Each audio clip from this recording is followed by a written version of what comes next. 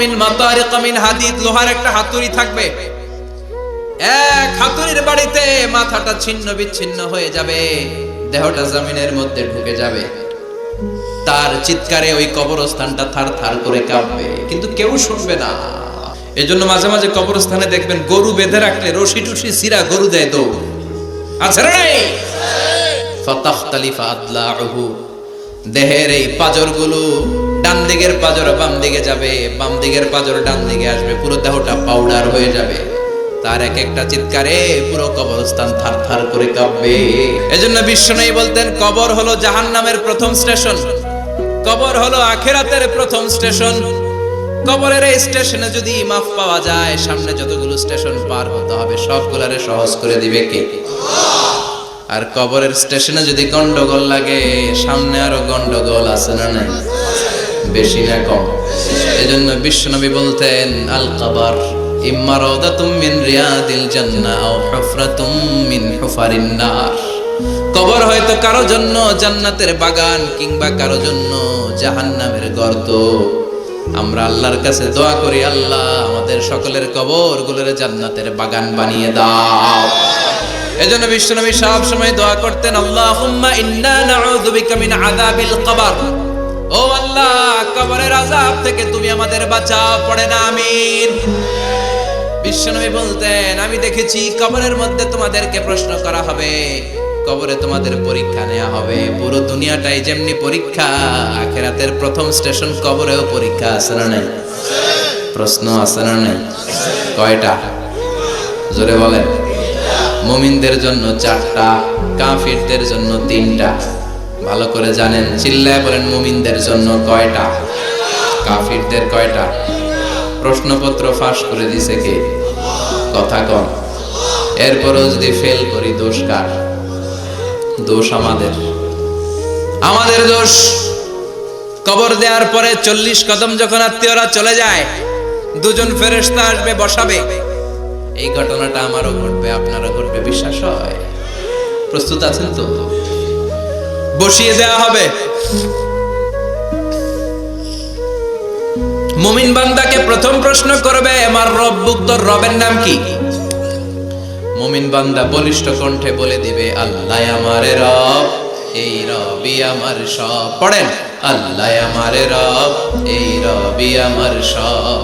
দমে দমে তনু মনে তারি অনুভব, তোমার দুনিয়াতে আমি যেদিকে তাকাই, অথই নেয়ামতে ডুবে আছি সবাই।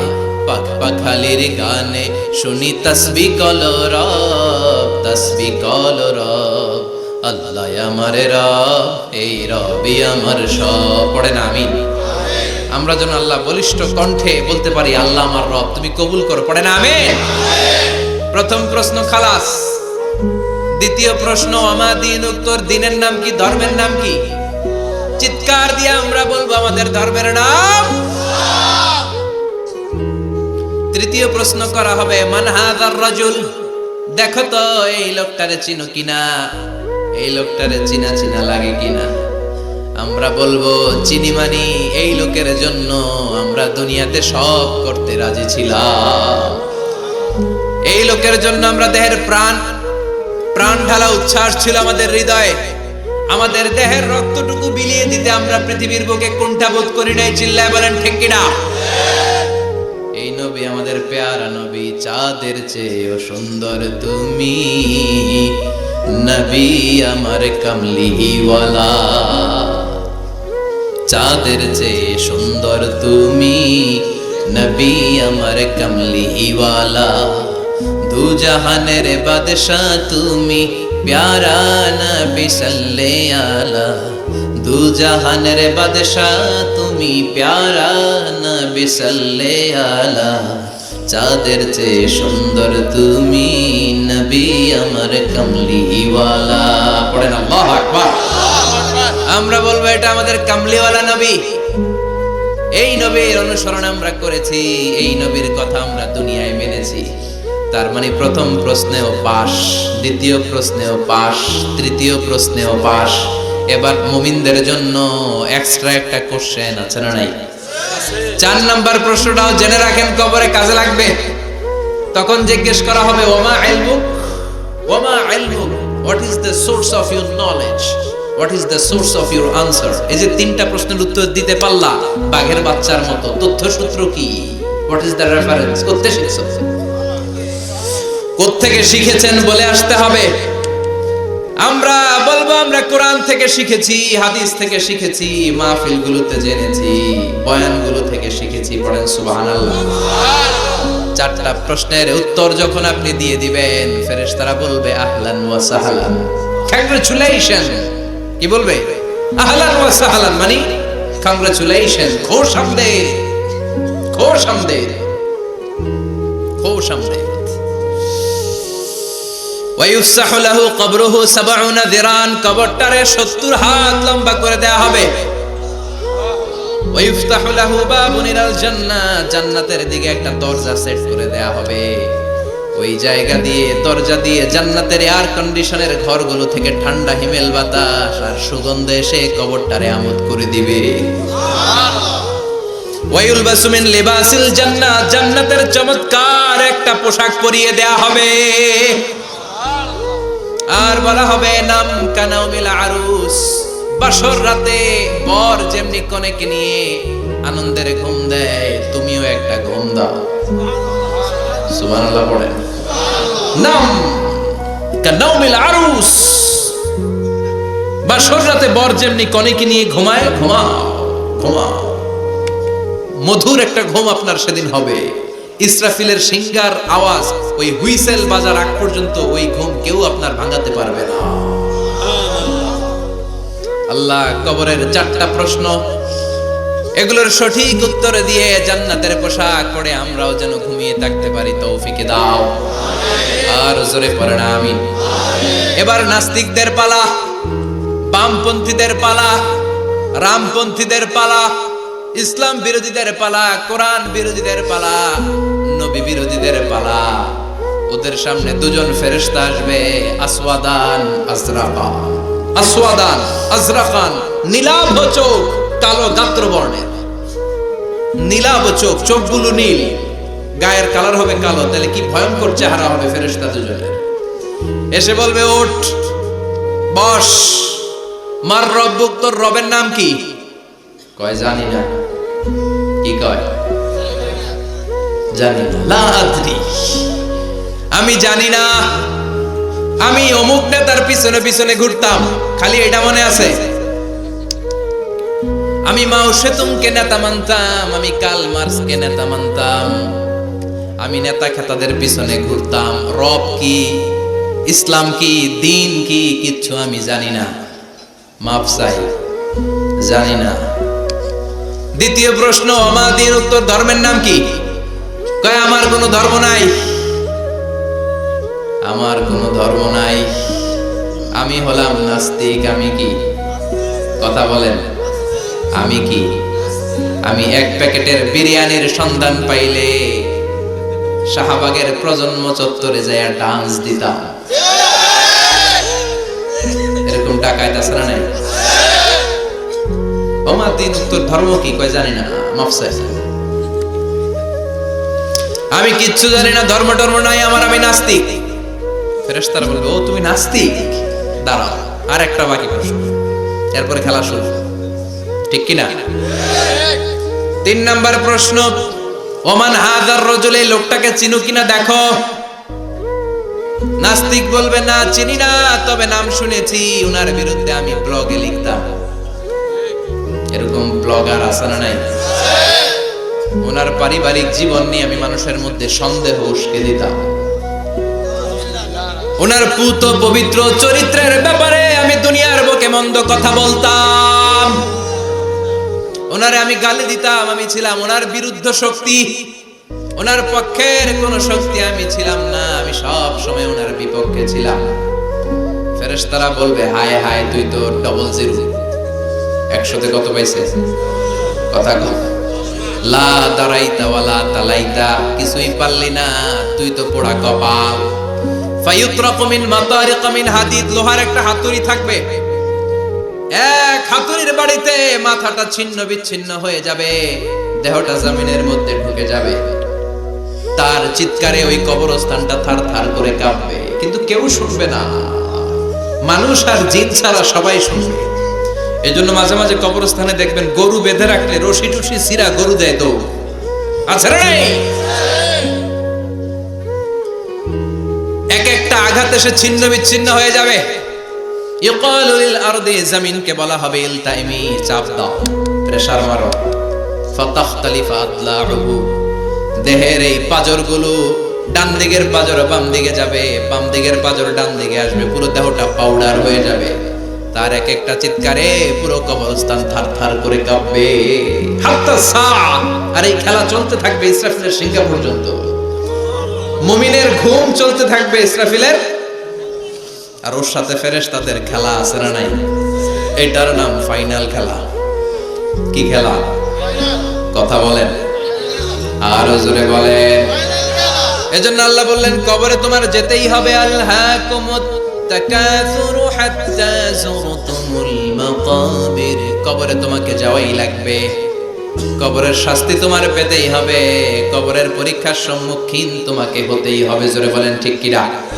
এজন্য মাঝে মাঝে কবরস্থানে যাওয়ার দরকার আছে না নাই? বিশ্বনবী বলেছেন নাহাইতুকুম আন জিয়ারাতিল কবর, আমি এক সময় কবর জিয়ারত করতে নিষেধ করতাম। আল আনা ফাজুরুহা, এখন বললাম কবর জিয়ারত করো, সমস্যা নাই, কিন্তু কবরে পড়ে থাকা ব্যক্তিটার কাছে কিছু চাওয়া যাবে নাকি? কথা বলেন। আল মাইয়িতু ফিল কবর কাল গরিকু ফিল বাহর, সাঁতার না জানা ব্যক্তি সাগরে পড়লে যত অসহায়, কবরে পড়ে থাকা ব্যক্তি তার চাইতেও বেশি অসহায়। সে আপনারে কি দিবে? আপনি দিয়ে আসবেন, যে আপনি সালাম দিয়ে আসবেন, দোয়া দিয়ে আসবেন, সে আপনার কিচ্ছু করতে পারে না। করতে পারে একজন, তিনি কে? এজন্য খবরদার, কবরস্থানে আগরবাতি দেয়া যাবে না, মোমবাতি দেয়া যাবে না, লাল শালু দেয়া যাবে না, মশারি দেয়া যাবে না। অনেকে কবরস্থানে মশারি টাঙ্গায়, আছে না নাই? কেন? মশা কামড়ায় তো মশারি দেয় কেন? ঘটনাটা কি? দেখবেন যে বেয়াদবটা কবরস্থানে যে মশারি দেয়, মাজারে মশারি দেয়, ওর বাপের মশায় খায়, ওর মায়ের ডেঙ্গু রোগ, কামড়াইতে কামড়াইতে ওর মায়ের ডেঙ্গু জ্বর, ওর বাবারে কামড়ায়, মশায় খায়, মারে মশায় খায়, মা বাবারে মশারে না দিয়ে মাজারে দিয়ে আস, কপাল পোড়া। মাজারে মোমবাতি দিয়ে আসে, আছে না নাই? মোমবাতি কেন দেয়? ভিতরে আলো নাই নাকি? আহা, কপাল পোড়া। মোমবাতি দিবেন যেখানে ইলেকট্রিসিটি নাই, যেই ঘরে আলো নাই ওই ঘরে আলো দিলে আপনার বাবার কবরে আলো দিয়ে দিবে কে? আর মাজারে যায় মোমবাতি দেয়, ছাগল দেয়, গরু দেয়, মানত করে, আছে না নাই? মানত করতে হবে একজনের নামে। ইন্নী নাযারতু লিররহমানি সাওমা, আল্লাহ ছাড়া কারো নামে মানত করা চলবে। এজন্য খবরদার, কবর জিয়ারত করবে। এজন্য কবরে গেলে মনটা নরম করে দেয় কে? বাবার কবর মাঝে মাঝে জিয়ারত করবেন, কবর জিয়ারতে বাধা নাই, কিন্তু কবরে পড়ে থাকা ব্যক্তির কাছে যাওয়া যাবে? যাবেন কার কাছে? বিশ্বনবীর কবরের সামনে যে যদি কিছু চান, সৌদি আরবের পুলিশ পিটায়া মসজিদ থেকে বের করে দিবে। বিশ্বনবীর কবরের সামনে হাত পাতলে হাতে বাড়ি মারে, আছে না নাই? দেখছেন না? বলে অ্যাবাউট টার্ন, পিছনে ঘুরেন, কিবলা তো ওইদিকে, কিবলার মালিক আল্লাহর কাছে যাও। দিতে পারে তো একজন। এজন্য খবরদার, কবরে যে কিছু চাওয়া যায় না। কবরে জিয়ারত করবেন, যে সালাম দিবেন, কি দিবেন? আসসালামু আলাইকুম আহলা দিয়া মিনাল মুমিনিন ওয়াল মুসলিমিন ওয়া ইন্না ইনশাআল্লাহু বিকুম লাহিকুন আনতুম লানা সালাফ ওয়া নাহনু লাকুম তাবা ইয়ারহামুল্লাহ আল মুস্তাকদিমিনা মিন্না ওয়াল মুস্তাখিরিন নাসআলুল্লাহ লানা ওয়া লাকুমুল আফিয়া। বিশ্বনবী কবর দেখলে এই লম্বা দোয়াটা পড়তেন, চিল্লায়ে পড়েন সুবহানাল্লাহ। এর মানে হলো কবরবাসীরা সালাম, আল্লাহ আপনাদের উপর রহমত করুক, আপনারা নিচে আমি উপরে, তার মানে এই না আমি একদিন আসবো না। সবার গন্তব্য একটা, দ্য সেম ডেস্টিনেশন। আপনারা হয়তো কিছুদিন আগে গিয়েছেন, কিছুদিন পরেই আমরা আসতেছি। কথা বলেন, এটা মাথার মধ্যে ঢুকিয়ে দেয় কে? এজন্য কবর জিয়ারতের দরকার আছে না নাই? এজন্য আল্লাহ বললেন আলহাকুমুত তাকাসুরু হাত্তা যুরতুমুল মাকাবির, দুনিয়ার ভোগের সামগ্রী তোমাদেরকে পাগল বানিয়ে দিয়েছে, কবরে না ঢোকা পর্যন্ত তোমাদের এই গাফলতি কোনোদিন শেষ হবে? এরপর আল্লাহ বললেন কাল্লা, নেভার, কখনো না। তোমরা যে ভাবতেছো টাকা পয়সা ক্ষমতা তোমারে বাঁচিয়ে রাখবে, পারবে নাকি? কাল্লা সাউফা তা'লামুন, অচিরেই জানতে পারবা আসল ঘটনা কি। সুম্মা কাল্লা সাউফা তা'লামুন, অচিরেই জানবা কবরের জগৎটা কত ভয়াবহ। এজন্য বিশ্বনবী বলতেন প্রত্যেক নামাজি সালাম ফিরানোর আগে আল্লাহর কাছে 4টা জিনিস থেকে পানা চাবা। কয়টা? 1 হলো কবরের আযাব, 2 হলো জাহান্নামের আযাব, 3 হলো দিন দুনিয়ার ফিতনা, 4 হলো দাজ্জালের ফিতনা। বিশ্বনবী সালাম ফিরানোর আগে পড়তেন আল্লাহুম্মা ইন্না নাউযু বিকা মিন আযাবিল কবর ওয়া নাউযু বিকা মিন আযাবি জাহান্নাম ওয়া নাউযু বিকা মিন ফিতনাতিল মাহইয়া ওয়াল মামাত ওয়া নাউযু বিকা মিন ফিতনাতিল মাসীহিদ দাজ্জাল। পড়েন আমিন। এই দোয়াগুলো পড়ার দরকার আছে না নাই? এরপর আল্লাহ বললেন কাল্লা লাউ তা'লামুনা ইলমাল ইয়াকিন, যেদিন তুমি মৃত্যু নিজ চোখে দেখবা ওই দিন তোমার যে এক্সপেরিয়েন্স হবে ওয়াজ শুনে সেটা কোনোদিন হবে না। ইয়াকিন 3 ধরনের, একটা ইলমুল ইয়াকিন, মরতে হবে, এটা যখন জানি ইলমুল ইয়াকিন। এবার একদিন সামনে একজনের দেখলাম মরে গেছে, এটা হচ্ছে আইনুল ইয়াকিন, দেখলাম। আর যেদিন নিজে মরবো এটার বলে হাক্কুল ইয়াকিন, ঠিক কি না? এজন্য আল্লাহ বললেন গোলাম লা তারাবুন্নাল জাহিম, সেদিন কবর তোমরা দেখবা, সেদিন জাহান্নামের টকবগে আগুন তোমরা দেখবা। জাহান্নামের আগুন দুনিয়ার আগুনের মতো নাকি? কথা কন। জাহান্নামের আগুনকে আল্লাহ বলেছে নারুল্লাহ, এটা আল্লাহর আগুন। কার আগুন? গ্যাসের চুলা দিয়ে আমরা ঘরে যে তরকারি পাকাই যে আগুন দিয়ে, এই আগুন জাহান্নামের আগুন একরকম, 70 গুণ বেশি তেজ ওরা। দুনিয়ার আগুন হাতে লাগলে হাত জ্বলে, পায়ে লাগলে পা জ্বলে। জাহান্নামের আগুন দেহের যেখানেই লাগুক না আগে কলিজাটা জ্বলে যাবে। আগে কোন জায়গাটা জ্বলবে? নারুল্লাহিল মুকাদা আল্লাতী তাত্তালিউ আলাল আফইদা, আগে কলিজাটা ছারখার।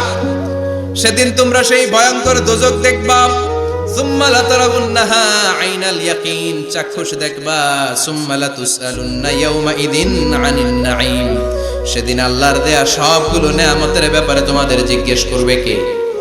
লাতুসআলুন্না ইয়াওমা ইদিন আনিন নাঈম। বিশ্বনবী একদিন রাতের বেলা ক্ষুধার্ত, প্রচন্ড ক্ষুধা, ক্ষুধার চোটে ঘর থেকে বের হয়ে দেখে আবু বকরও বাইরে, ওমরও বাইরে। ঘটনা কি? হোয়াট এ কোইন্সিডেন্ট, কেমনে মিলে গেল? বিশ্বনবী বললেন আবু বকর বাইরে কেন? কয় নবী ক্ষুধা। ওমর তুমি তো এই টাইমে বাইরে থাকো না, বাইরে কেন? কয় ঘরে খাওয়ার নাই। বিশ্বনবীর পেটেও খাবার নাই। বিশ্বনবী বললেন চলো এক আনসারী সাহাবীর বাড়িতে যাই। যে দেখেন সাহাবী বাড়িতে নাই, ফ্যামিলির লোকদের জন্য কুয়া থেকে পানি আনতে গেছে। পানি এনে দেখে বিশ্বনবী আর আবু বকর ওমর দাঁড়ানো। সাহাবী বলে ও নবী, গভীর রাতে আপনি আমার বাড়িতে এসেছেন, আমার চেয়ে সৌভাগ্যবান এই মুহূর্তে পৃথিবীতে কেউ নাই। ও নবী কি মেহমানদারি করব?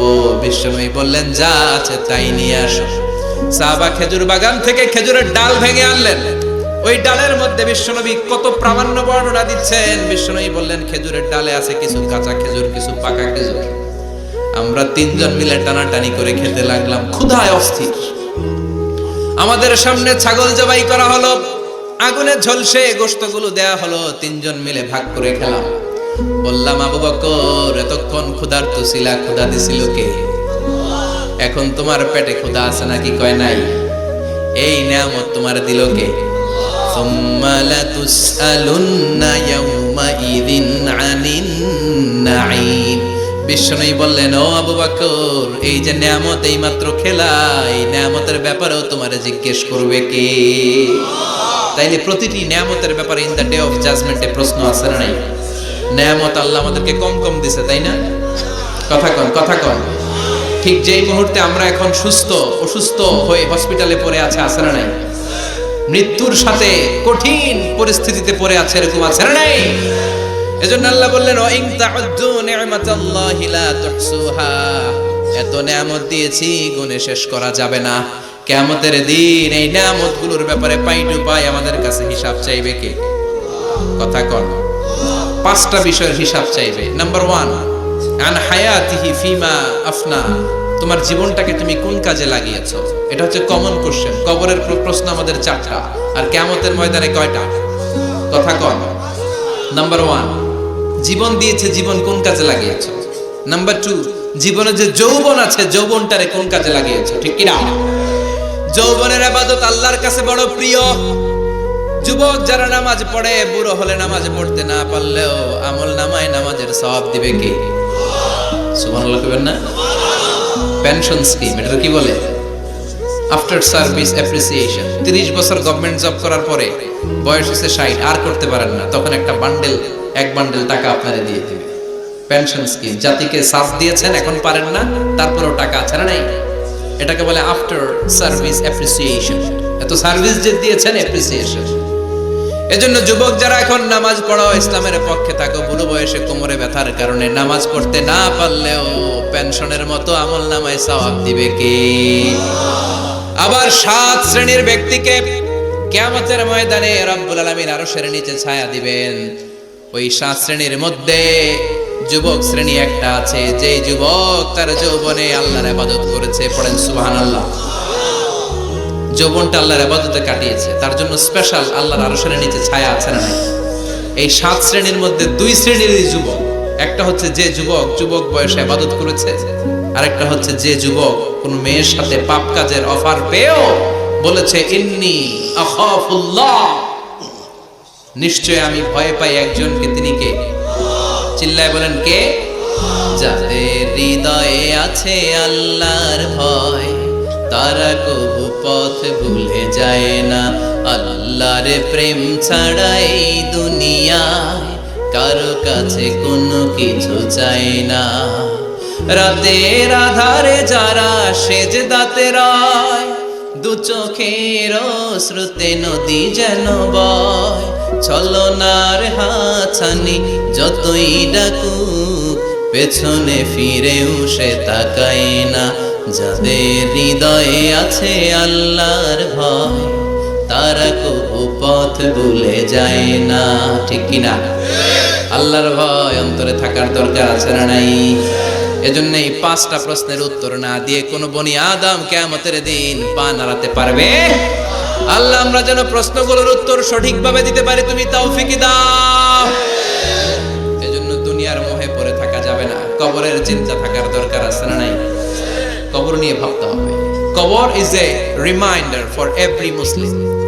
এই কবর গ্রেভিয়ার্ড, কবরস্থানগুলো আমাদের জন্য রিমাইন্ডার। প্রতিদিন অ্যানাউন্স হয় অমুক এলাকার অমুক ভাই আমাদের মধ্যে দুনিয়ায় নাই, তারপরও আমাদের টনক নড়ে না, ঠিক কিনা? এজন্য আল্লাহ বলেছেন আলহাকুমুত তাকাসুর, তোদের টনক নড়বে না হাত্তা যুরতুমুল মাকাবির, যতদিন না তোমরা কবরের ভেতরে না ঢুকবে। আমরা যেন কবরের প্রশ্নের জন্য প্রস্তুতি নিতে পারি, কবরের জন্য প্রিপেয়ার্ড থাকতে পারি। আল্লাহ তুমি তৌফিক দাও। আরো জোরে পড়েন আমিন। আখিরাতের প্রশ্নগুলো যেন আমরা সুন্দর করে উত্তর করে জান্নাতের অধিকারী হতে পারি। আল্লাহ তুমি তৌফিক দাও।